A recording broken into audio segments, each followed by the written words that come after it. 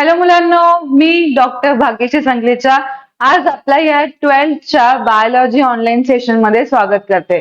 मुलांनो, आज आपण chapter number 1 that is your reproduction in lower and higher plants हे आपण स्टार्ट करणार आहोत.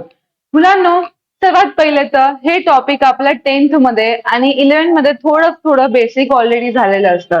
For example, what is reproduction? तुम्ही मला सांगा, रिप्रोडक्शन म्हणजे काय असतं? री म्हणजे काय? अगेन. प्रोडक्शन म्हणजे काय? To produce. जेव्हा आपण हे री म्हणजे काय? अगेन. अँड प्रोडक्शन म्हणजे to produce. To produce young ones. To produce organism. एका उपस्थित प्री एक्झिस्टिंग ऑर्गॅनिझम पासून एक नवीन ऑर्गॅनिझम बनवणे, एक नवीन चाइल्ड बनवणे, एक नवीन बाळ बनवणे, त्याला आपण म्हणतो रिप्रोडक्शन. सो रिप्रोडक्शन म्हणजे काय? It is a production of, हे बघा आपण इथे लिहूया आता की it is a production of. Production म्हणजे उत्पन्न करणे. Production of new young one from pre existing organism. पहिल्यापासून असलेले ऑर्गॅनिझम पासून आपण बनवतो एक नवीन चाइल्ड, एक नवीन ऑर्गॅनिझम, एक नवीन जनरेशन, त्याला आपण म्हणतो रिप्रोडक्शन. येस. आता रिप्रोडक्शन जे असतं मुलांनो, हे दोन प्रकारचं असतं. एक असतं आपलं असेक्शुअल रिप्रोडक्शन आणि एक असतो आपला सेक्शुअल रिप्रोडक्शन. आता हे नेमकं काय आहे? असेक्शुअल रिप्रोडक्शन म्हणजे जेव्हा कोणत्याही रिप्रोडक्शनच्या प्रक्रियेमध्ये एकच ऑर्गॅनिझम प्रेझेंट आहे, एकच पॅरेंट प्रेझेंट आहे, त्या रिप्रोडक्शनला आपण बोलतो असेक्शुअल रिप्रोडक्शन. त्याच्यामध्ये एकच पॅरेंट इन्व्हॉल्व असतो, त्याच्यामध्ये कोणतेही गॅमेट्स तयार नसतो, त्याच्यामध्ये फर्टिलायझेशन पण नसतो. गॅमेट म्हणजे काय असतं मुलांना? आता जे की आता सेक्शुअल रिप्रोडक्शन मध्ये दोन पॅरेंट इन्व्हॉल्व असतात, मम्मी आणि पप्पा. मम्मी पासून काही सेल्स येतात, पप्पांपासून काही सेल्स येतात, ते सेल फ्यूज होतात, मग बनतो तुमचा झायगोट आणि मग त्या झायगोट पासून बनतो आपण. अशा सेल्सला आपण जर्म सेल्स म्हणतो किंवा गॅमेट म्हणतो. फॉर एक्झाम्पल, मेल गॅमेट असतो स्पर्म आणि फिमेल गॅमेट असतो ओवम. हे दोघही गॅमेट जेव्हा फ्यूज होतात तेव्हा ते बनतात झायगोट आणि त्या झायगोट पासून आपण बनला जातो. This type of reproduction is called as sexual reproduction. तर मुलांनो, या दोघांमध्ये काय काय फरक आहे, काय डिफरन्स आहे, ते आता आपण डिस्कस करूया. तर चला स्टार्ट करूया. सर्वात पहिले आहे आपलं असेक्शुअल रिप्रोडक्शन. आताच आपण बोललो की असेक्शुअल रिप्रोडक्शन मध्ये फक्त एकच पॅरेंट इन्व्हॉल्व असतो. तर आपण अशा प्रकारच्या रिप्रोडक्शनला बोलतो युनिपॅरेंटल. युनि म्हणजे काय? सिंगल. आणि पॅरेंटल म्हणजे पॅरेंट. जेव्हा फक्त सिंगल पॅरेंट इन्व्हॉल्व असतो रिप्रोडक्शन मध्ये, it is called as asexual reproduction. तेच मी इकडे बोललं सेक्शुअल मध्ये, तर सेक्शुअल मध्ये दोन पॅरेंट इन्व्हॉल्व असतात, मदर अँड फादर. सो दोन पॅरेंट इन्व्हॉल्व असल्यामुळे अशा प्रकारच्या रिप्रोडक्शनला आपण बोलतो बाय पॅरेंटल. बाय पॅरेंटल म्हणजे when there is involvement of two parents and one parent out of which is mother and another parent is father. आणि हे फक्त आपल्या स्पीशीज मध्ये नाही, तर हे आपल्या सगळ्याच ऑर्गॅनिझमचं आपण डिस्कशन करतोय की एक पॅरेंट नेहमी फिमेल असतो, दुसरा पॅरेंट नेहमी मेल असतो आणि मग त्यांच्या गॅमेटच्या फ्युजन नंतर एक नवीन बाळ जन्माला येतो. अशा रिप्रोडक्शनला आपण बोलतो sexual reproduction. Yes. So this was your first difference. आता सेकंड डिफरन्स बघा. इथे एकच पॅरेंट इन्व्हॉल्व आहे. For example amoeba. आता अमिबा पासून दोन नवीन अमिबे किती इझिली बनतात तुम्हाला माहिती आहे ऑलरेडी. तुम्हाला 10th मध्ये पण होता बायनरी फिशन. म्हणजे अमिबाचे दोन तुकडे झाले आणि ते दोन तुकडे दोन नवीन अमिबा बनले. तिथे आपण काहीच असं डोक्याला ताप दिलं नाही की अरे गॅमेट्स बनले आहे का, त्यांचं फ्युजन झालं आहे का, असं आपण काहीच विचार नाही केला. अमिबा होता, अमिबाचे दोन तुकडे झाले आणि ते दोन तुकड्यांपासून दोन नवीन अमिबा बनले, त्याला आपण डॉटर अमिबा बोललो. पण त्याच्यामध्ये एकच अमिबा इन्व्हॉल्व होता म्हणून आपण त्याला युनिपॅरेंटल बोललो आणि तिथे गॅमेट्स इन्व्हॉल्व नव्हते. म्हणून आपला सेकंड पॉइंट असणार आहे की there is no gamete formation. पण तेच मुलांनो इकडे सेक्शुअल रिप्रोडक्शन मध्ये मम्मी आणि पप्पा दोन पॅरेंट्स इन्व्हॉल्व आहे. दोघांपासून जे सेल्स येतात ज्याला आपण जर्म सेल्स बोलतो किंवा गॅमेट बोलतो ते इथे फॉर्म होत आहे. सो इथे आपण लिहिणारे सेकंड पॉइंट्स मध्ये की गॅमेट्स आर फॉर्म आणि ते गॅमेट्स वेगळे वेगळे असतात. जसे की फॉर एक्झाम्पल मेल गॅमेटला आपण बोलतो स्पर्म आणि फिमेल गॅमेटला आपण बोलतो ovum. Yes, very good. So female गॅमेटला आपण बोलतो ovum.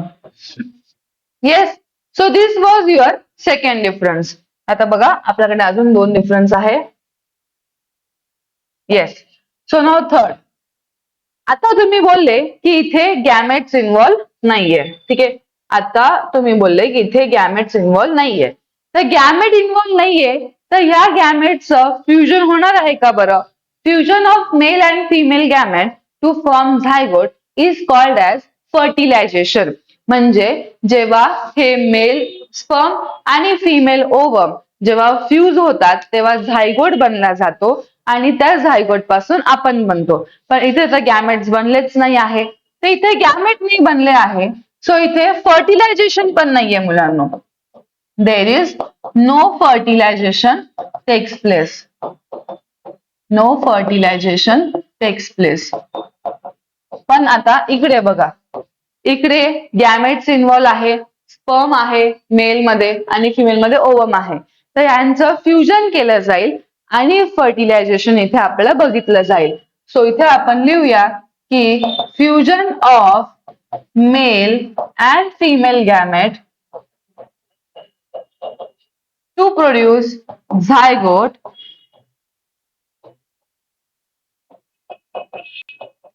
Is called fertilization takes place. ठीक आहे, सो इथे काय होतंय, मेल आणि फिमेल गॅमेटचं फ्युजन होत आहे आणि ते फ्युजन नंतर झायगोट बनत आहे. त्या झायगोट पासून आपण बनतोय. तर ते सेक्शुअल रिप्रोडक्शन मध्ये आपल्याला बघायला भेटतंय. Yes, so this was your 3 main difference. पण आता चौथा वाला डिफरन्स की जे नवीन यंग वन तयार होत आहे ना, जे नवीन चाइल्ड तयार होत आहे ते पॅरेंट सारखे दिसत आहे की नाही दिसत आहे, आणि दिसत आहे तर ते कोणत्या रिप्रोडक्शन मध्ये दिसत आहे, आणि जर नाही दिसत आहे तर मग ते कोणत्या रिप्रोडक्शन मध्ये दिसत आहे ते आता आपल्याला डिस्कस करायचं आहे. आता अनसेक्शुअल रिप्रोडक्शन मध्ये मुलांना एकच पॅरेंट इन्व्हॉल्व आहे. त्या एकच पॅरेंट पासून नवीन ऑर्गॅनिझम बनतोय. तिथे आपल्याला काहीच दुसरं ऑर्गॅनिझम, काहीच दुसरे सेल्स, काहीच दुसरे जीन त्याच्यामध्ये ऍड होत नाहीये. त्याच ऑर्गॅनिझमच्या रिप्रोडक्शन नंतर त्याच्यासारखाच दिसणारा नवीन ऑर्गॅनिझम बनतोय आणि ते ऑर्गॅनिझम मॉर्फोलॉजिकली म्हणजे बाहेरून दिसण्याचा अपीअरन्स आणि जेनेटिकली म्हणजे त्यांचे जे जीन्स आहे ते एक्झॅक्ट आयडेंटिकल आहे. आणि अशा ऑर्गॅनिझम्सला जे की एक्झॅक्ट सिमिलर पॅरेंट सारखे दिसतात मॉर्फोलॉजिकली म्हणजे बाहेरून दिसण्यामध्ये पण आणि जेनेटिकली म्हणजे जीन्स मध्ये पण, अशा ऑर्गॅनिझमला आपण बोलतो क्लोन्स ऑफ इच अदर. काय बोलतो? Clones of each other. तर इथे आपण लिहूया की द न्यू ऑर्गॅनिझम, जे नवीन ऑर्गॅनिझम बनलं, आर आयडेंटिकल मॉर्फोलॉजिकली म्हणजे हे बघा आता spelling morphologically and genetically to their parent are called as clones of each other.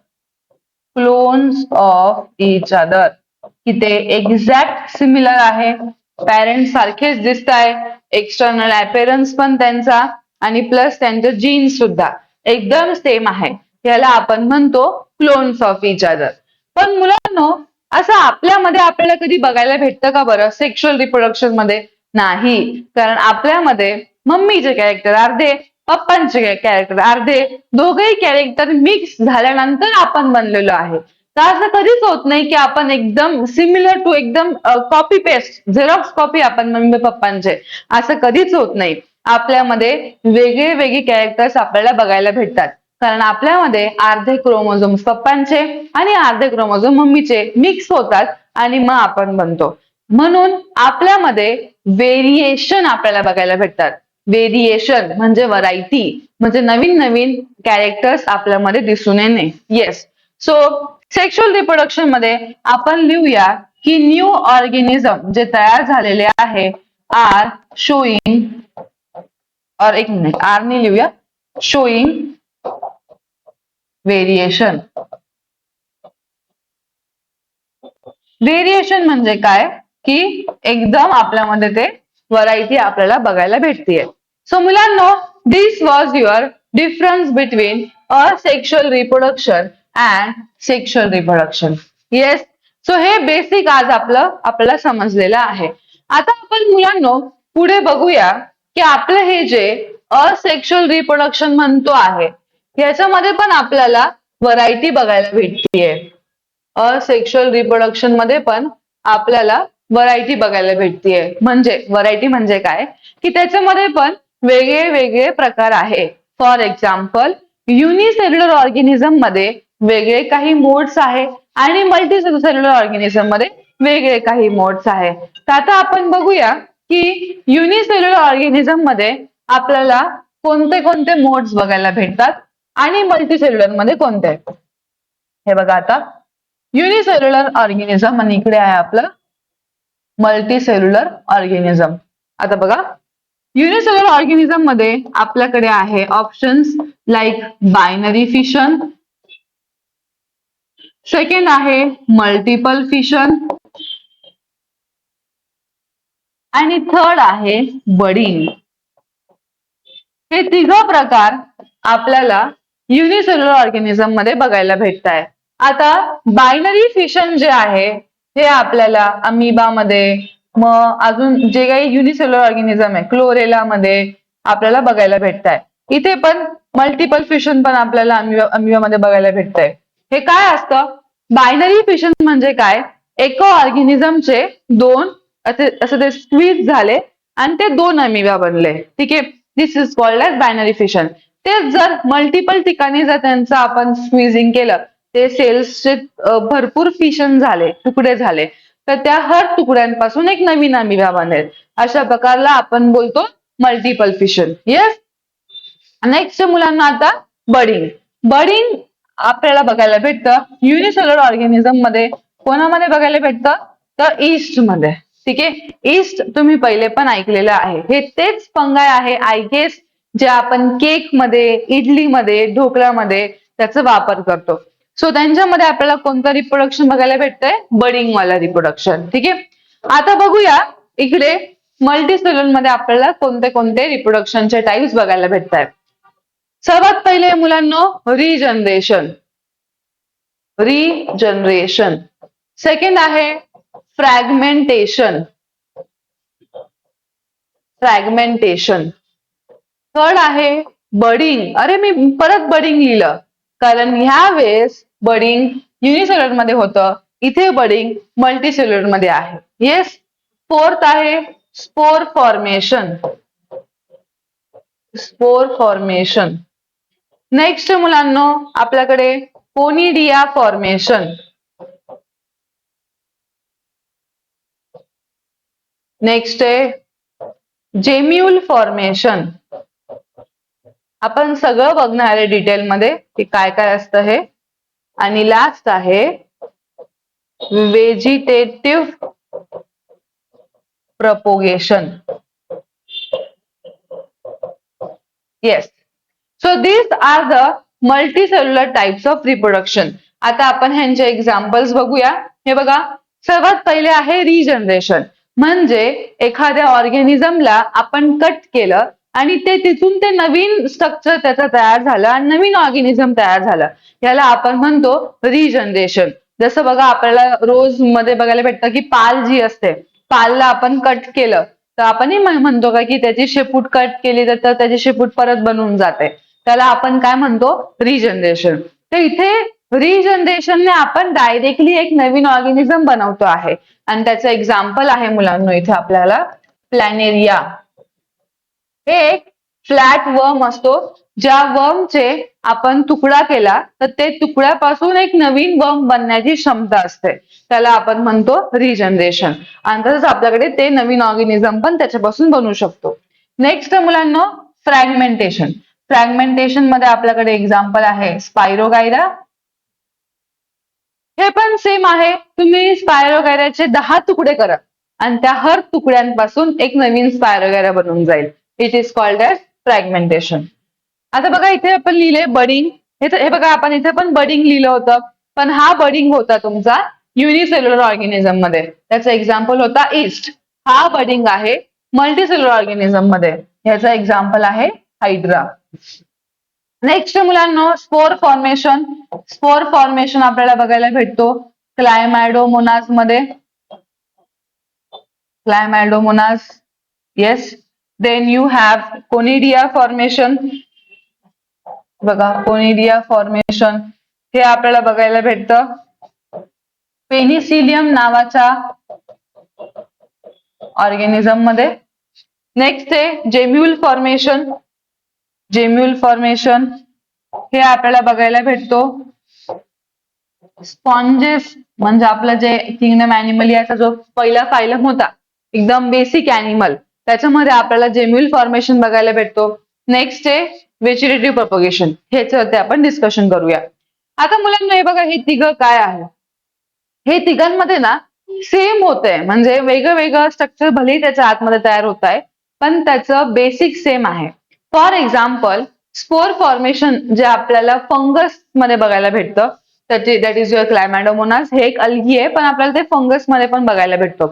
ते कसं असतं मुलांना की त्यांच्या स्ट्रक्चर मध्ये ना असं एका स्ट्रक्चर असतो, त्याच्या आतमध्ये ना खूप सारे असे डॉट डॉट डॉट डॉट म्हणजे पार्टिकल्स सारखे स्पोर्स बनतात. हे जेव्हा फेवरेबल कंडिशन येतो, म्हणजे जेव्हा प्रॉपर क्लायमेट टेम्परेचर सगळं नॉर्मल असतो, तेव्हा हे फुटतो आणि आतमधून सगळे स्पोर्स बाहेर येतात आणि हर एक स्पोर पासून एक नवीन ऑर्गॅनिझम बनण्याची क्षमता असते, त्याला आपण म्हणतो स्पोर फॉर्मेशन. या दोघं ठिकाणी तसंच बनत आहे, पण वेगळं वेगळं स्ट्रक्चर आहे. इथे स्पोर बनले होते तर इथे कोनिडिया बनतंय, तर इथे जेम्युल बनतंय. पण त्यांचं लॉजिक एकच आहे की फेवरेबल की ते पहिले त्या ऑर्गॅनिझमच्या बॉडीमध्ये खूप सारे तसे dot dot dot dot fragments बनतात, म्हणजे ते स्पोर्स बनतात, स्पोर सारखे स्ट्रक्चर बनतात. आणि जेव्हा फेवरेबल कंडिशन येतो तेव्हा हे फुटतं आणि सगळे स्पोर्स बाहेर येऊन सगळे ते पार्टिकल्स बाहेर येऊन एक नवीन ऑर्गॅनिझम बनण्याची क्षमता ठेवतात. त्याला आपण म्हणतो स्पोर फॉर्मेशन, कोनिडिया फॉर्मेशन किंवा जेम्युल फॉर्मेशन. आता मुलांना हे काय आहे, what is vegetative propagation? Vegetative propagation हेच तर आपल्या ह्या टॉपिकचं एक मेन टॉपिक, एक मेन पार्ट आहे. आता व्हेजिटेटिव्ह प्रोपगेशन म्हणजे काय? हे एक असेक्शुअल मेथड आहे, जे की आपल्याला प्लांट्स मध्ये बघायला भेटतंय. म्हणजे प्लांट सुद्धा असेक्शुअल रिप्रोडक्शन दाखवतात. कसं? आता बघा आपल्याला रोज गाना जिंदगीमध्ये आपल्याला बघा ते बटाटा माहिती तुम्हाला, बटाटा त्याला बघा ते कोंब फुटतो, आपण म्हणतो की डोळे आले आहे त्याला. घरी बघा जर तुम्ही असे 7 दिवसापासून बटाटे ठेवलेले असेल तर ते आपण पोटॅटो घेतलं तर बघा त्याला असे कोंब फुटलेले असतात. मम्मी म्हणते की ह्याला डोळे आलेले आहे. ऍक्च्युली त्याला इंग्लिशमध्ये आईज म्हणतात, ठीक आहे, म्हणून ते मराठीमध्ये पण त्याला डोळे आलेले म्हणतात, म्हणजे काय कोंब फुटलेलं आहे. ते काय असतं, आता या कोंब फुटलेल्या बटाट्याला जर तुम्ही लावलं ना, शेती केली, तिथून तुम्हाला एक नवीन झाड येऊन जाईल, बटाट्याचं झाड येऊन जाईल. इथे तुम्ही काही तुम्ही इथे काही सेक्शुअल मोड अप्लाय केलं का? तुम्ही इथे मेल आणि फिमेल गॅमेट युज केले होते का? नाही युज केले. तुम्ही फक्त त्या फ्रूटचं, त्या व्हेजिटेबलचं एक पार्ट युज केलं आणि त्या पार्ट पासून तुम्ही एक नवीन ऑर्गॅनिझम बनवलं, एक नवीन प्लांट बनवलं. अशा प्रकारच्या रिप्रोडक्शनला जे की असेक्शुअल आहे आणि ते तुम्हाला प्लांट मध्ये बघायला भेटतंय, ह्याला आपण बोलतो व्हेजिटेटिव्ह प्रोपगेशन. व्हेजिटेटिव्ह म्हणजे प्लांट्सचे वेगळे वेगळे पार्ट्स. प्रोपगेशन म्हणजे to produce from that part, त्या तुकड्यापासून एक नवीन प्लांट बनवतोय. आता याच्यामध्ये बरेच एक्झाम्पल आहे आपल्याकडे. आपण कधी असं रूट पासून बनवू शकतो, आपण स्टेम पासून बनवू शकतो किंवा आपण लीफ पासून पण बनवू शकतो. ठीक आहे, बघा आता रूट पासून आपण जे बनवतोय त्याचं एक्झाम्पल आहे स्वीट पोटॅटो. ठीक आहे, रताळा. ठीक आहे, तुम्ही रताळा जर असंच लावून दिलं तर आपण त्याच्यापासून पण एक नवीन ऑर्गेनिझम और एक नवीन प्लांट बनवू शकतो. स्वीट बटाटा आहे, अजून इथे ऍस्पॅरागस आहे, हे तसेच दिसणारे सगळे प्लांट आहे. दहलिया आहे, ठीक आहे. हे सगळे स्टेम मध्ये मुलांनो you have stem tuber. Stem tuber म्हणजेच तुमचं पोटॅटो. येस, पोटॅटो आहे. अजून मुलांनो काय काय आपल्याकडे? पोटॅटो आहे, अजून यू हॅव टर्मरिक, हळदी, ठीक आहे. अँड यू हॅव ऑनियन, ठीक आहे. या सगळ्यांपासून या सगळ्यांच्या स्टेम पासून आपण नवीन प्लांट बनण्याची क्षमता ठेवतो. लीफ मध्ये मुलांना आपल्याकडे आहे ब्रायोफायलम, बेगोनिया अँड केलॅन्कोई, ठीक आहे. तर हे काय आहे? ह्यांच्या रूट पासून, रूटच्या तुकड्यापासून एक नवीन प्लांट बनू शकतो. ह्यांच्या स्टेमच्या तुकड्यांपासून एक नवीन प्लांट बनू शकतो आणि ह्यांच्या लीफच्या तुकड्यापासून एक नवीन ऑर्गॅनिझम और एक नवीन प्लांट बनू शकतो. झालं ना हे असेक्शुअल रिप्रोडक्शन? तर yes, plant shows asexual reproduction naturally. म्हणजे ह्या सगळ्या तुकड्यांपासून जेव्हा तुम्ही एक नवीन प्लांट बनवणार तेव्हा कॅरेक्टर्स एक्झॅक्टली सिमिलर असेल, एक्झॅक्टली सेम असेल, म्हणजे त्याच्यासारखाच नवीन प्लांट आपल्याला बनलेला दिसणार आहे. So this is your vegetative propagation. Yes. आता मुलांनो हे तर सगळं आपण केलं होतं नॅचरली, ठीक आहे. हे तर सगळं झालं होतं नॅचरली. पण डू यू नो की जर मला ना असं सेम टू सेम कॅरेक्टर असलेले मला प्लांट्स पाहिजे आहे, पण मी हे करणार आहे आर्टिफिशियली. मला माझ्या मनाचे कॅरेक्टर्स पाहिजे आहे. मी हा झाड सिलेक्ट केला, याचा पोटॅटो मध्ये खूप स्टार्च होता, चांगलं होतं, म्हणजे याच्या पोटॅटोची क्वालिटी चांगली होती, झाड पण खूप चांगला होता. तर मला आता अशीच झाड अजून लावायचे आहे, ठीक आहे. तर मग ते मी सिलेक्ट केलेले मला कॅरेक्टर पाहिजे आहे. तर मग हे जे मी आता तुम्हाला कन्सेप्ट शिकवलं हे मी आर्टिफिशियली पण करू शकते ना. मी जर स्वतःहूनच एखाद्या झाडाचं स्टेम कट करून लावून दिलं तर झालं ना हे आर्टिफिशियल मोड ऑफ रिप्रोडक्शन, ठीक आहे. सो व्हेजिटेटिव्ह प्रपोगेशन मध्ये there is artificially also artificial vegetative reproduction. आणि त्याच्यामध्ये मुलांनो यू हॅव 3 टाइप्स. तुमच्याकडे 3 प्रकार आहे. फर्स्ट मुलांनो कटिंग. आता हे कटिंग आहे ना, आपली मम्मी तर खूप, आपले घरचे जे काही आजी आजोबा मम्मी पप्पा, ते हे चालणारी खूप वर्षाची प्रक्रिया आहे. की तुम्हाला जर घरी एखादं गुलाबाचं झाड लावायचं असेल, तुम्ही बोलतात बाजूला काकूंना तुमच्याकडे असलेल्या गुलाबाच्या झाडाची मला फांदी देऊन टाका. मग ते तुम्ही फांदी घेऊन येतात कट करून आणि मग ती फांदी तुम्ही घरी येऊन लावतात. हे पण झालं ना तुमचं vegetative propagation or your vegetative reproduction, but it is done by yourself. So it is artificial vegetative reproduction. आणि त्यालाच आपण म्हणतो कटिंग. तर कटिंग आपली मम्मी खूप दिवसांपासून करत आहे, ठीक आहे. म्हणजे झाडाचा एखादा तुकडा घेणे आणि त्या तुकड्यापासून एक नवीन झाड लावणे. पण तुम्ही जी फांदी काकूंना मागितली होती गुलाबाची, तुम्ही त्याच्यावरती चेक करतात की या फांदीवरती कळी आहे का बरं, तिथून नवीन निघणारा फ्लावर, नवीन निघणारी फांदी, म्हणजे ते ग्रोईंग पाहिजे, त्याच्यामध्ये खूप सारी कळी पाहिजे आपल्याला, तरच आपण तो तुकडा घेतो त्या फांदीचा आणि मग आपण लावतो, ठीक आहे. सो त्याला आपण बोलतो कटिंग. हे आपल्याला बघायला भेटतं भरपूर. आता रोज जसं की फॉर एक्झाम्पल आहे तिथे आपण लिहिलेलं, आपण अजून पण एक्झाम्पल बघूया. हे आपल्याला रोज मध्ये बघायला भेटतं. जर आपण स्टेम कटिंग करतोय तर ते आपण रोज मध्ये करतो. जर आपण लीफ कटिंग करतोय तर हे आपण कशामध्ये करतो लीफ कटिंग बरं? सॅन्सेवेरा मध्ये करतो. जर आपण रूट कटिंग करतोय तर हे आपण ब्लॅकबेरी मध्ये करतो. म्हणजे हे आपण स्वतःहून त्या तुकड्यांना कट करून त्याच्यावरती फांदी पाहिजे, त्याच्यावरती कळी पाहिजे आणि मग ते आपण नवीन प्लांट लावतो. दिस इज कॉल्ड एज कटिंग.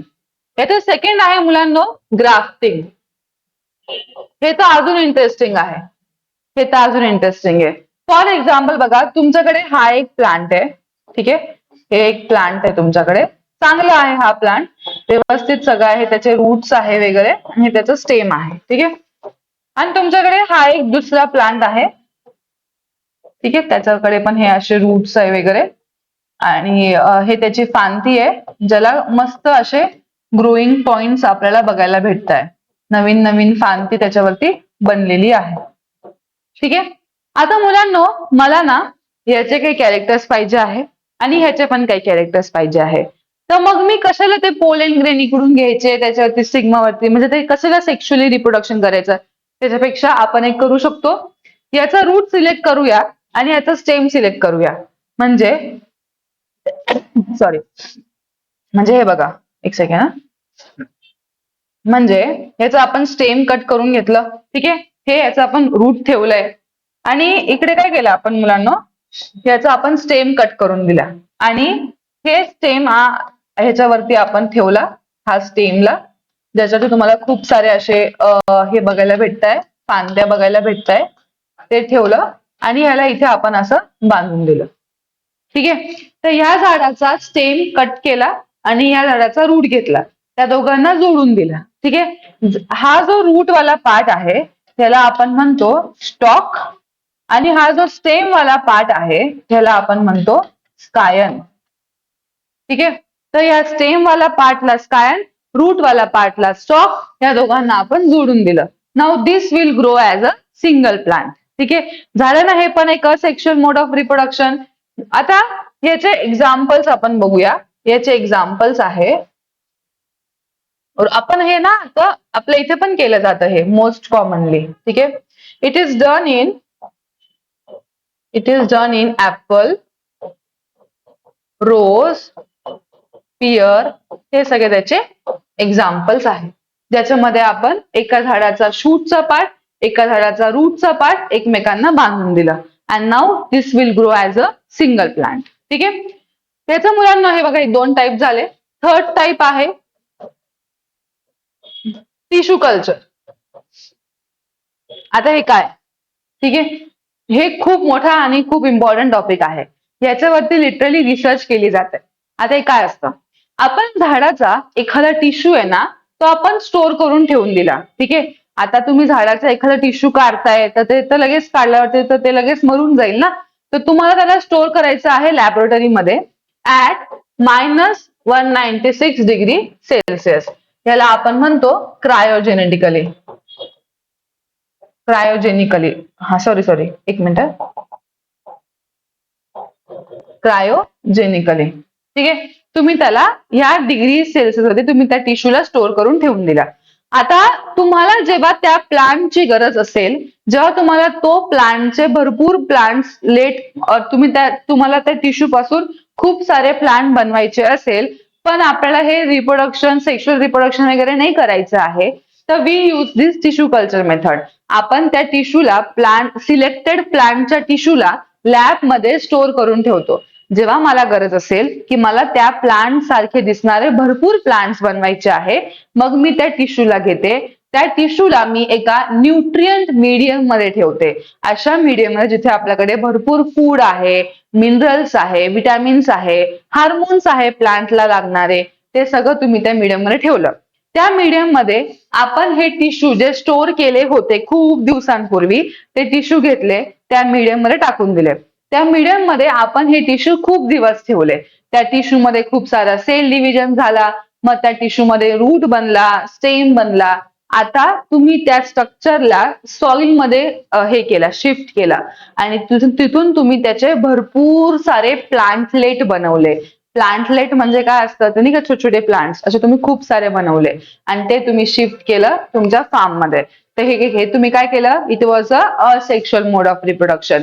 तुम्ही सिलेक्ट केलेले कॅरेक्टर्सचे प्लांटचे टिश्यू तुम्ही स्टोर करून ठेवले होते ऍट -196 डिग्री सेल्सिअस, ताकी तुम्हाला फ्युचरमध्ये जेव्हा ह्या प्लांट्स पासून तुम्हाला भरपूर प्लांट बनवायचे असेल, तर you can use this method. This is called as tissue culture. मी तुम्हाला खूप शॉर्ट मध्ये सांगितलं आहे टिश्यू कल्चर हे, जबकि हे खूप मोठा फील्ड आहे. आपण पुढे जेव्हा तुम्हाला 12वीचा एंडिंगचा जो चॅप्टर आहे, एनहान्समेंट ऑफ फूड प्रोडक्शन, त्याच्यामध्ये तुम्हाला हे खूप डिटेलमध्ये दिलेलं आहे. येस, कळलं म्हणून इथपर्यंत तुम्हाला. सो आज आपण रिप्रोडक्शन बघितला, रिप्रोडक्शन काय असतं, त्याचे टाइप्स बघितले, असेक्शुअल अँड सेक्शुअल. मग आपण बघितलं असेक्शुअल रिप्रोडक्शन, त्याच्यामध्ये आपण बघितलं युनिसेल्युलर मध्ये तुम्हाला कोणते प्रकार बघायला भेटताय, मल्टीसेल्युलर मध्ये तुम्हाला कोणते प्रकार बघायला भेटताय, मग त्याच्यामध्ये आपण सगळे डिस्कशन केलं आणि व्हेजिटेटिव्ह प्रोपगेशन पण आपण बघितलं की त्याच्यामध्ये आपण प्लांटच्या एखाद्या तुकड्यापासून एक नवीन प्लांट बनवण्याची क्षमता ठेवतो. That may be by stem, root or your leaf. ठीक आहे, असं आपण बघितलं. आर्टिफिशियली सुद्धा आपण ते करू शकतो. That is your cutting, grafting and tissue culture. Yes मुलांनो, इथपर्यंत तुम्हाला कळलं असेल. नेक्स्ट पार्ट मध्ये आपण लवकर भेटूया. Till then good bye, take care.